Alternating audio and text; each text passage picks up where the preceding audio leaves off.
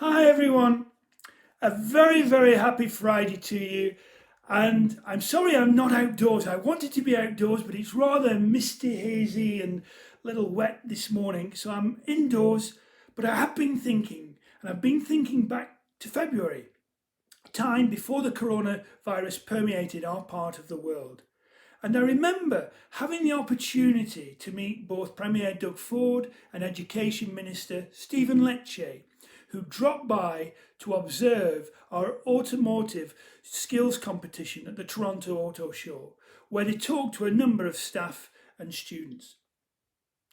And I know for a fact that the Premier Minister came away from that time very impressed by the calibre of students taking our skills testing, surrounded as they were that day by industry supporters.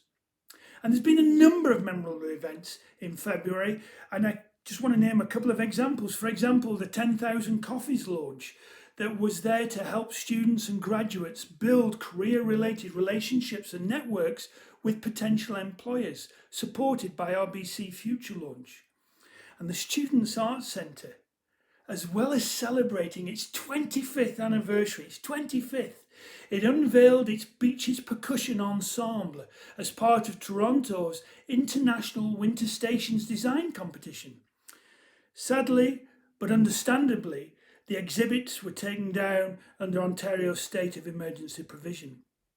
Indeed, the pandemic has thrown up a gigantic spanner in the works. We were in the midst, amongst many events, planning, for example, the open houses, Centennial Learns, and of course, the icing on the cake, Convocation 2020.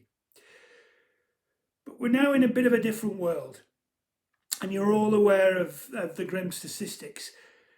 Yet, despite the foreboding news, as a nation, as a province, as an anchor institution here in Scarborough and the GTA, we have reimagined our situation and we've responded with tremendous courage, compassion and creativity. Who'd have thought back in February that between the two long weekends, our campus facilities would be closed, our students would be taught at a distance, and all of us would work remotely whilst balancing childcare and other responsibilities. But then, who would have thought also of the creative and wonderful ways we are now connecting, creating and collaborating? And there's so many examples of this throughout the institution, of which I'm sure you've been a part. Take, for example, WIMTAC. They've designed a portable ventilator to aid COVID-19 patients, and once completed, that design will be available as open source files for companies to fast track manufacturing. Very much in line with our social justice principles.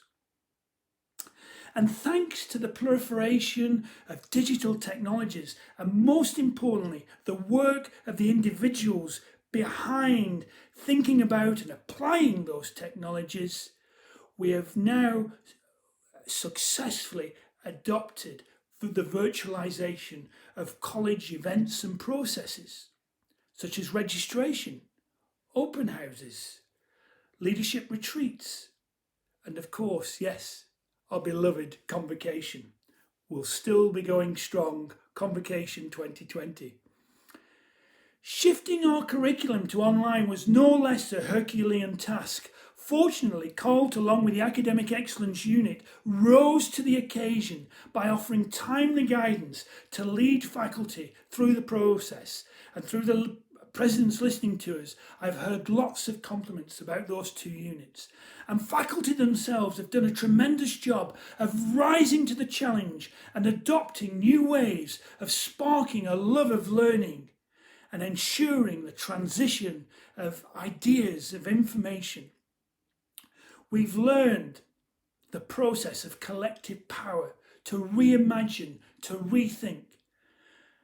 And whilst I appreciate that this holiday references our past, let us also look to the future and imagine a post-COVID world, one that's environmentally sustainable, more collaborative, more compassionate, supportive, and with a greater emphasis placed upon health, well-being, community and family. So please, do down your tools this weekend, take a well-deserved break. And as always, thanks for listening. It's much appreciated. Thank you.